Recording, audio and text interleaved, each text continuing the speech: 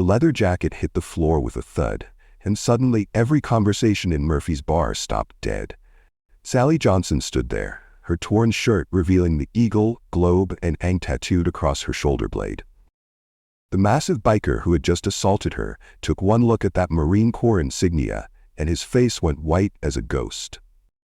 What you're about to witness next will absolutely destroy you emotionally, because nobody in that bar could have predicted what this quiet woman was truly capable of. See, what happened in those next few minutes wasn't just about one woman standing up to a bully. It was about a warrior who had been broken by life, hiding in plain sight, until one moment of violence unleashed everything she'd been keeping buried. But before I tell you how Sally Johnson brought a 280-pound gang leader to his knees with her bare hands while tears streamed down her face, let me take you back to where this heartbreaking story really started. Because what you're about to hear will shatter everything you think you know about courage, survival, and the invisible battles that heroes fight every single day. And trust me, by the end of this story, you'll understand why sometimes the most dangerous people in the room are the ones whose hearts have been broken the most. If you're ready to discover what happens when a Marine Corps veteran who's lost everything finally stops running from her past, make sure you hit that subscribe button right now, because stories of raw human courage like this don't come around every day.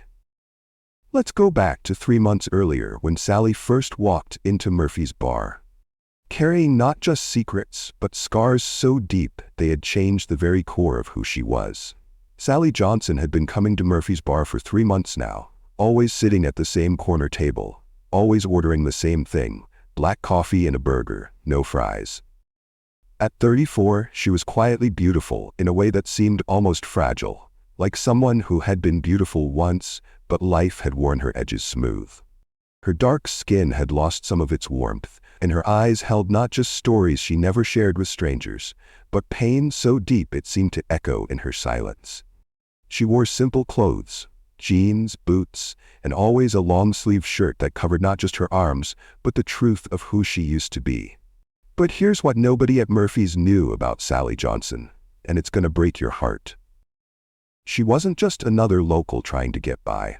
She was a decorated Marine Corps veteran who had come home from war only to discover that the real battle was just beginning. Sally had moved to Millbrook, Tennessee after losing not just her job in Nashville, but everything that had ever mattered to her. Her savings were running dangerously thin, but that wasn't even the worst part. The worst part was the silence, the emptiness, the way she felt like a ghost walking through a world that had moved on without her. She'd been coming to Murphy's not just for the food, but because it was the only place in town where she could sit in a corner and disappear, where she could nurse a cup of coffee and pretend that the nightmares weren't waiting for her when she closed her eyes. What the regulars couldn't see behind those exhausted, guarded eyes were the memories that tortured her every night. The sound of explosions that still made her flinch. The faces of Marines who had trusted her to bring them home safely and didn't. The guilt that ate at her soul like acid. Sally Johnson wasn't just hiding something, she was drowning in it. 3 blocks away from Murphy's bar, another broken soul was fighting his own impossible battle. Hakeem Neon was having problems that went far deeper than anyone knew. The 45-year-old had been running Thompson's Diner for 2 years now, ever since he'd bought it from the previous owner. But business was dying, and he was watching his dreams crumble, one empty table at a time. Hakeem was a big man, 6'2", with graying temples and eyes that held a kindness so genuine it almost hurt to look at. He'd grown up in this town where people who looked like him weren't always welcome, left for college with hopes of changing the world, and come back to find that some battles never end. That Tuesday evening, he was doing what he did every night, walking through Millbrook's dying downtown, checking on local businesses, trying to figure out how to save a community that seemed determined to give up on itself. But Hakeem Neon was carrying secrets too. Secrets about why he'd really come back to this forgotten town and what he was willing to sacrifice to make it whole again. Murphy's Bar had earned its reputation the hard way. It drew the kind of crowd that had given up on everything decent, especially on weeknights when the Riverside riders rolled through town like a plague. These weren't motorcycle enthusiasts. These were predators who fed on fear and weakness. That night, their leader Jake Morrison had brought 5 of his most vicious boys. Jake was everything you'd expect from a man who had chosen violence as his religion. 6'4", 280 pounds of pure menace, with arms covered in tattoos that told the story of every life he'd destroyed, and a beard that hadn't seen a razor in months. His crew followed him like hungry wolves, and they all shared the same sick philosophy. The weak existed to be devoured by the strong. Jake Morrison had done serious time for assault. His temper wasn't just legendary throughout the county, it was the stuff of nightmares. And tonight, his dead, soulless eyes were about to lock onto the wrong woman. Sally was reading a worn paperback novel, the same book she'd been reading for weeks because she couldn't concentrate long enough to finish it, when Jake's crew walked in. The temperature in the room seemed to drop 20 degrees. Every conversation died. Every laugh choked off. She kept her head down, hoping to become invisible, but Jake had already noticed her. Something about her quiet dignity, the way she held herself with just a hint of the strength she used to have, seemed to enrage him. "Hey bartender," Jake called out, his voice cutting through the bar like a rusty blade. "What's with the dress code? Since when do we let just anybody sit wherever they want?" The bartender, Tommy Wilson, was a 55-year-old veteran who'd seen too much combat and too little peace. But he had bills to pay and a family to feed, and he couldn't afford to lose the biker's business. "Everyone's welcome here, Jake. You know that." But Jake wasn't satisfied. His eyes had locked onto Sally with the focus of a predator who had found wounded prey. "You," Jake said, his voice dripping with contempt as he walked over to Sally's table. "This is where me and my boys usually sit." Sally looked up from her book, and for just a moment, something flickered in her eyes. Not fear, but exhaustion so deep it was almost visible. "I don't see any reserved signs," she said quietly. The other patrons in the bar shifted uncomfortably. Everyone knew Jake's reputation. The tension in the room was suffocating. "Listen here," Jake said, leaning down so his face was inches from Sally's, his breath reeking of beer and hatred. "I don't think you understand how things work around here. This is our bar, our town, and you don't belong anywhere." Sally's jaw tightened, and for just a second, something dangerous flashed in her eyes before she buried it again. "I paid for my coffee just like everyone else. I'm not looking for trouble." "Well, trouble found you anyway," Jake sneered. And the promise of violence in his voice made everyone in the bar hold their breath. Meanwhile, across town, Hakeem was locking up Thompson's diner when he noticed something that made his blood freeze in his veins. Through the window, he could see into the kitchen where his newest waitress, Olivia Wash, was cleaning tables with her left hand while keeping her right hand pressed against her body like it was on fire. Olivia was a 28-year-old single mother who'd started working at the diner just 2 weeks ago. She was the kind of employee every boss dreams of. Hardworking, reliable, never complained, always early. But Hakeem had noticed she'd been favoring her right hand for the past few days. And tonight, as she reached up to wipe down the high shelves, he saw her face contort in agony. "Olivia," he called out, walking back into the diner with dread building in his chest. "What's wrong with your hand?" She spun around like she'd been caught stealing and automatically hid her right hand behind her back. "Nothing, Mr. Neon. Just a little sore from all the cleaning." But Hakeem had seen enough broken people to recognize the signs.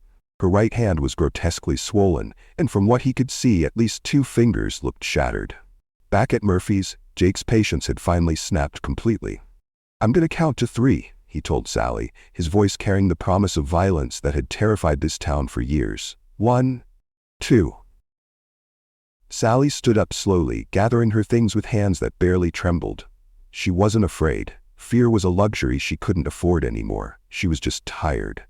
Bone deep, soul-crushing tired. Sometimes the smart thing to do was walk away from a fight you couldn't win, especially when you had nothing left to lose.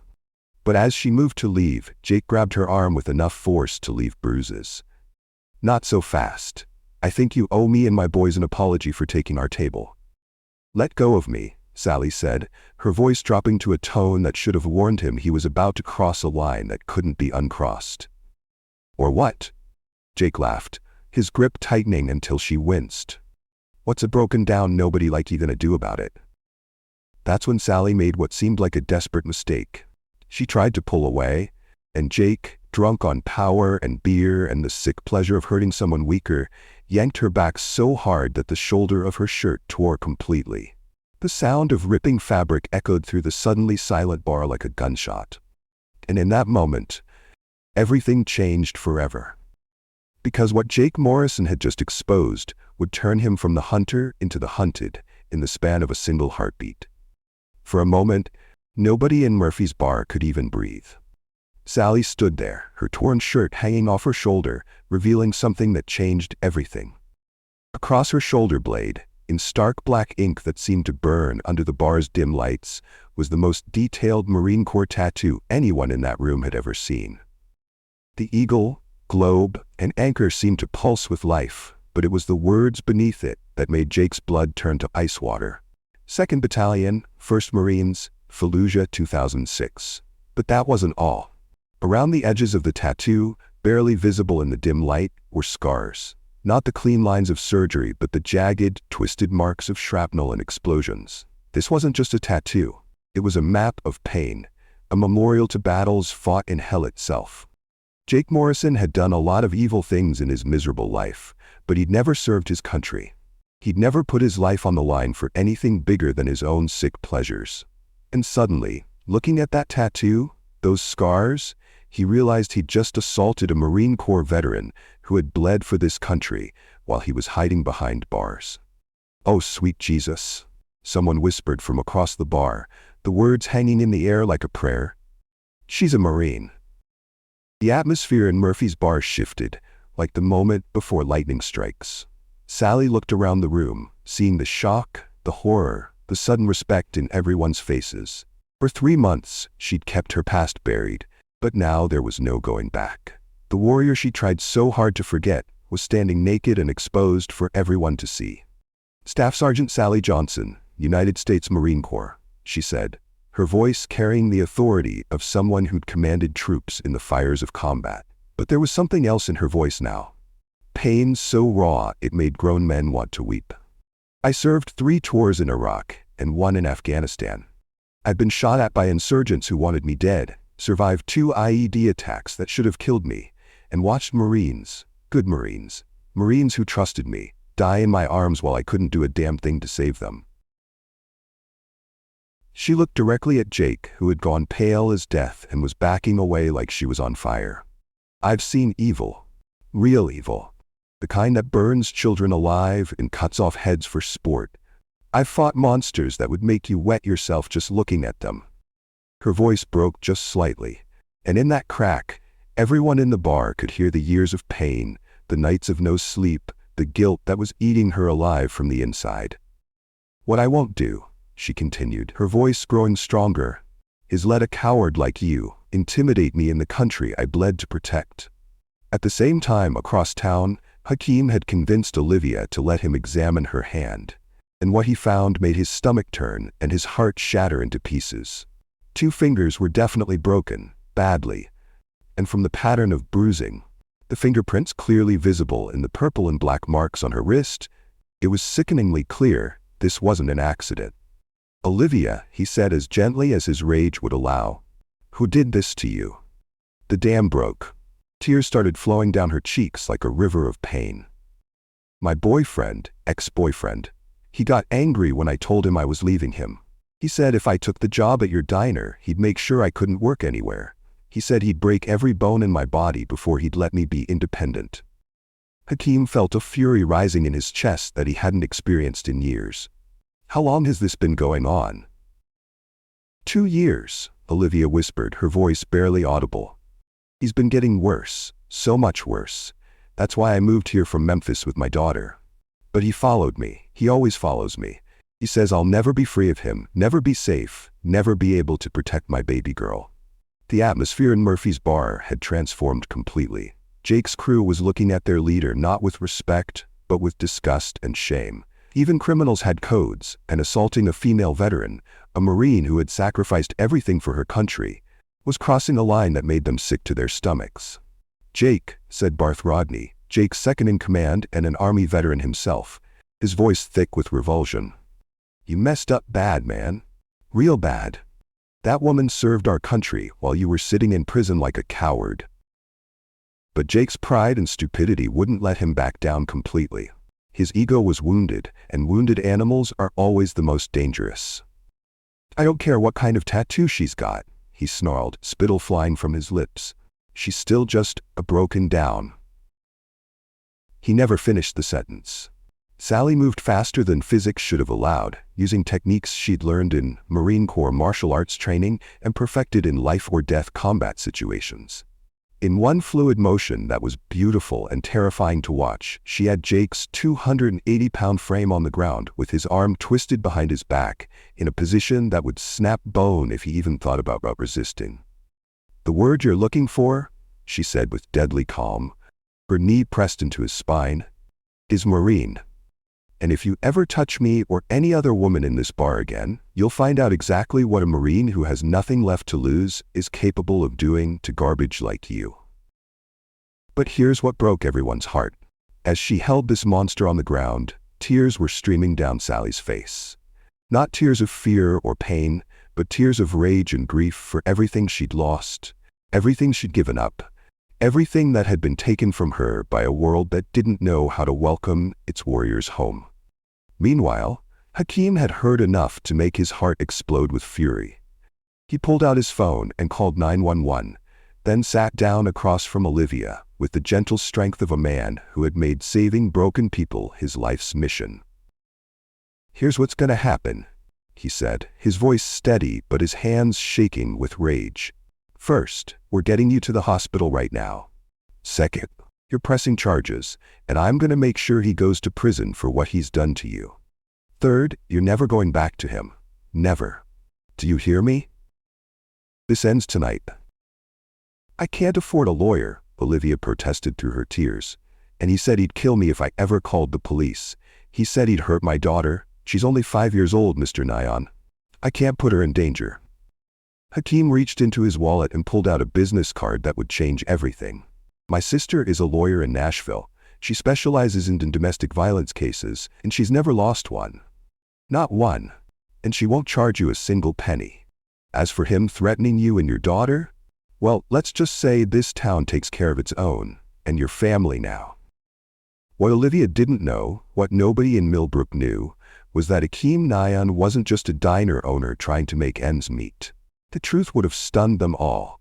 Before buying Thompson's Diner, Hakeem had been one of the most successful civil rights lawyers in the entire South.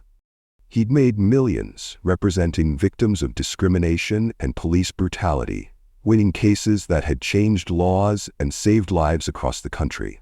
He'd moved to Millbrook not because he had to, but because his heart had been broken by the injustice he'd seen in big cities, and he wanted to make a difference in a small town that everyone else had given up on.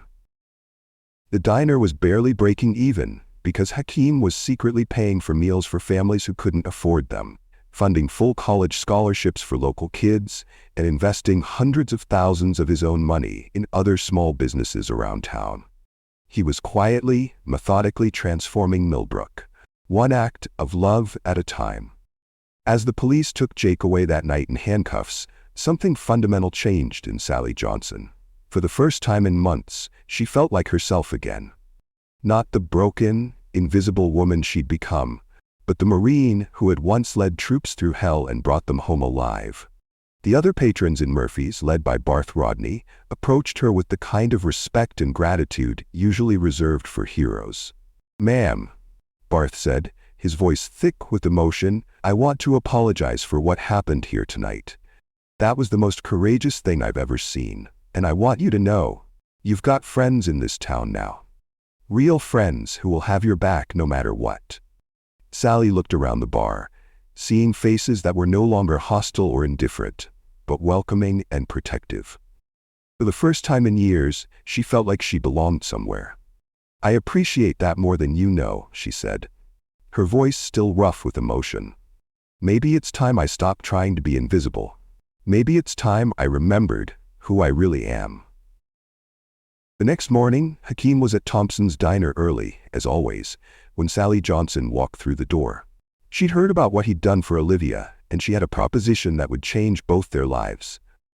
"I hear you're the kind of man who believes in second chances," she said, her eyes clear and strong for the first time in months. "I'm looking for work, and I think this town could use someone who knows how to handle trouble and protect people who can't protect themselves." Hakeem smiled, seeing something in Sally's eyes that reminded him exactly why he'd left his successful law practice to come back to this forgotten town. He saw purpose. He saw strength. He saw a warrior who had found her way home. "I think you're exactly what this town needs," he said. "Welcome home, Marine." Sometimes the people who look the most ordinary are carrying the most extraordinary stories of pain and courage. Sometimes the quiet ones have fought the biggest battles and carry the deepest scars. And sometimes, when we finally stop running from who we really are and stand up for what's right, we discover we're not as alone as we thought we were. Sometimes broken people find each other and become whole again. Sometimes warriors find their way home. And sometimes, in a world that seems determined to break us, love wins. If this story of courage, redemption, and the unbreakable human spirit moved you, make sure you subscribe right now, because there are so many more incredible stories of everyday heroes who refuse to give up, waiting to be told. And here's my question for you. Have you ever been so broken that you forgot who you really were, only to have one moment remind you of your true strength? Share your story in the comments below, because sometimes the most powerful moment in our lives is when we stop hiding and show the world who we really are, scars and all.